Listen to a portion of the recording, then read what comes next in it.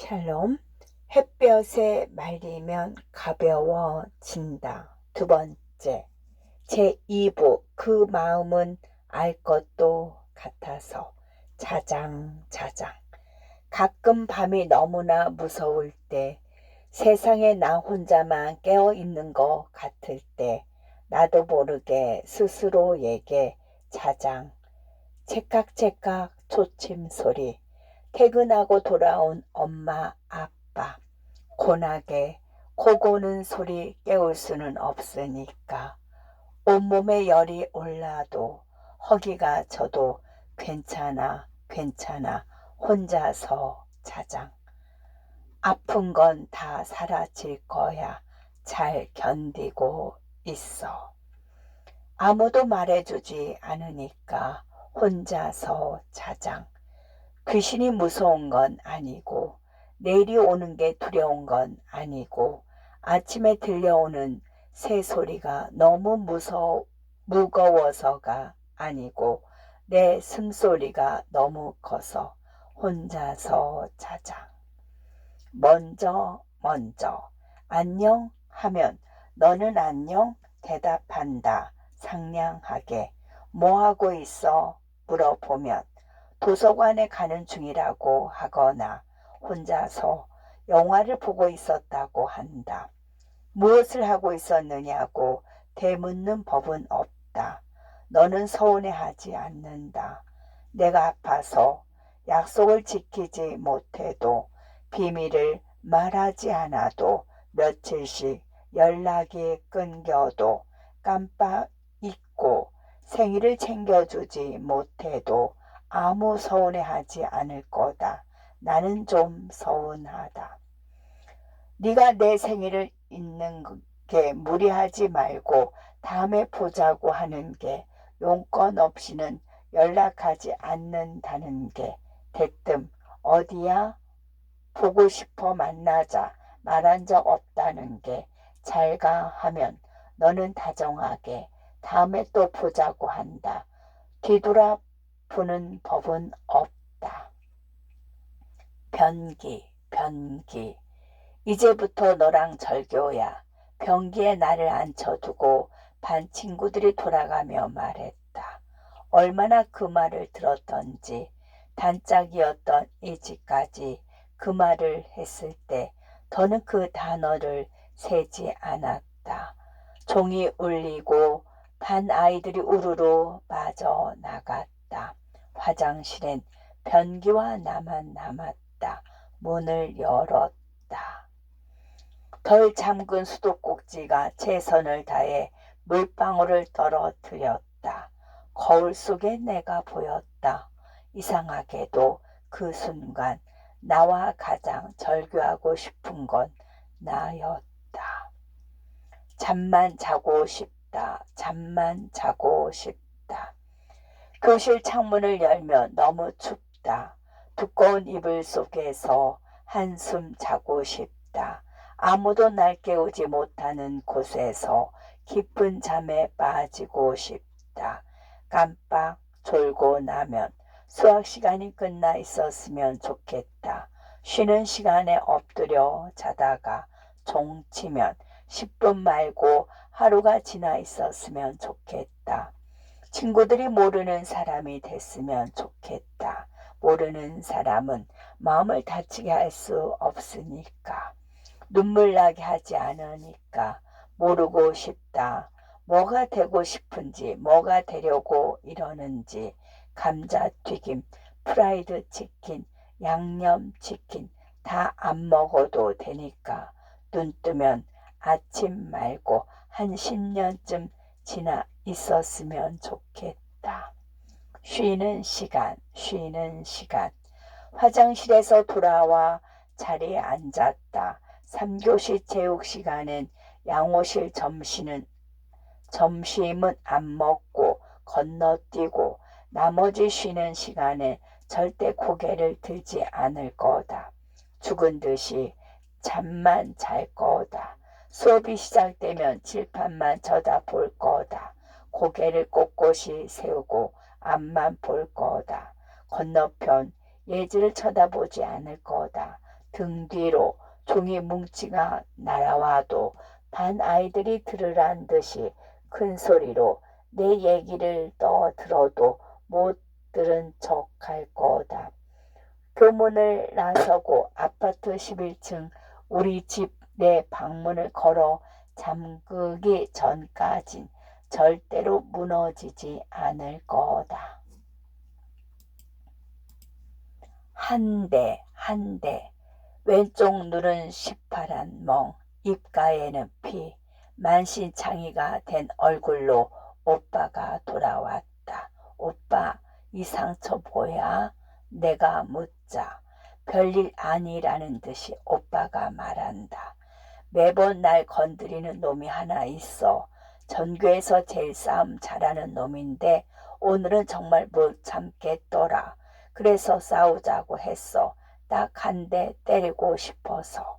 그래서 한 대 때렸어? 응, 내가 선방 날렸거든. 그 사람 얼굴은 나보단 멀쩡해. 오빠가 웃는다. 정말 바보 같다. 여름방학, 여름방학. 사라져야 하는 건 그 애가 아니었다. 사라져야 했던 건 그 애를 괴롭히는 헛소문이었고 죽어버려. 아무리 지워도 다음 날이면 또다시 책상 위로 몰려들던 쓰레기 같은 말이었고 방관하던 어른들이었다.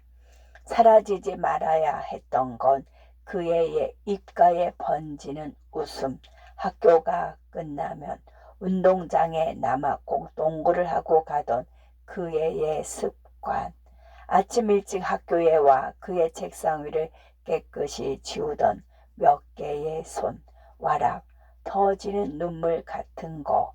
여름방학이 끝나간다. 다시는 학교로 돌아가고 싶지 않다. 세상에서 가장 어렵고 두려운 것들, 세상에서 가장 어렵고 두려운 것들, 세상에서 가장 어려운 건 사과.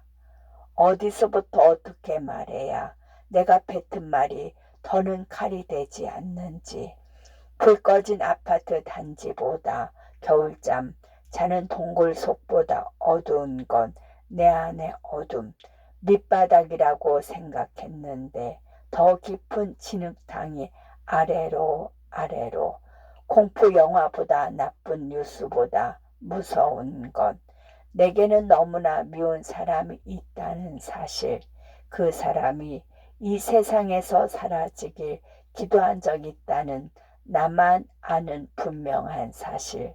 세상에서 가장 두려운 건 그 미운 사람의 얼굴 끝에 내 얼굴이 떠오르는 거, 끔찍하게 구분되지 않는 거, 나를 믿는 거, 내가 나를 깨뜨리지 않고 지키는 거, 담장에 부서진 벽돌처럼 사는 것. 여름 이야기, 여름 이야기.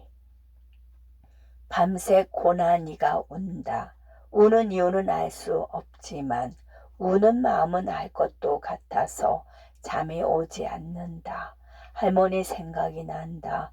잠 못 드는 밤 내 머리카락을 손가락으로 빗질해 주시곤 했는데 여름이 오면 물컹한 복숭아 입에 한가득 넣어 주셨는데 엄마 아빠는 잠들었고 나는 깨어있다. 혼자.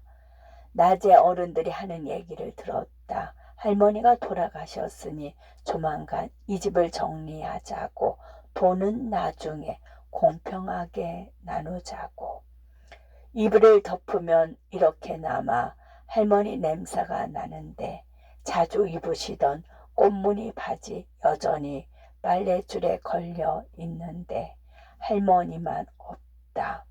좀처럼 잠이 오지 않는다.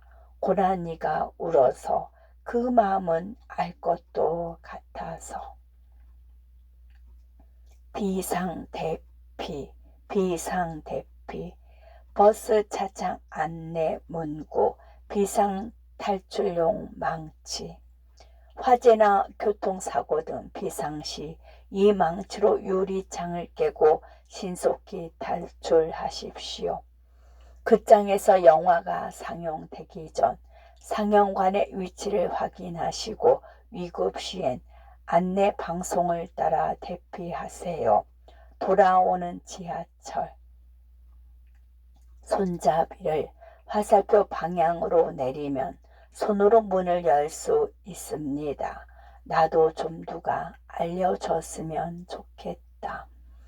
나에게서 도망치고 싶을 땐 어디로 가야 하는지, 손잡이도 깨트릴 유리도 없는데 이럴 땐 어떻게 나를 열고 탈출할 수 있는지. 어른이 되면 무례한 질문도 소화제 먹듯 잘 삼키고 아픈 말도 탈나지 않을 만큼만 기억할 수 있을까. 아끼느라 제대로 써보지도 못하고 유통기한이 지난 것들, 절친한 옷과 한때는 소중했던 편지들, 쓰레기통에 버리며 아까워하지 않고 아무 걱정 없이 잠들 수 있을까. 악몽에 시달리지 않고 아침이면 개운하게 눈을 뜨는 어른이 되면 내가 살아있다는 기쁨 알게 될까. 누군가 곁에 있어 줘서가 아니라 폭식해서가 아니라 단지 내가 살아있다는 이유만으로 멋진 사람까지 되지 못하더라도 첫눈을 밟으면 환해지고 좋아하는 영화가 있어요. 다른 사람들 앞에서 웃으며 말할 수 있는 어른이 되면 혼자서는 다 먹기 어려운 상자에 담긴 토마토 척척 냄비 가득 스프도 끓이며 아 따뜻해 말할 수 있을까. 조용한 부엌을 자신의 온기로 데울 수 있는 그런 어른. 아무것도 몰라.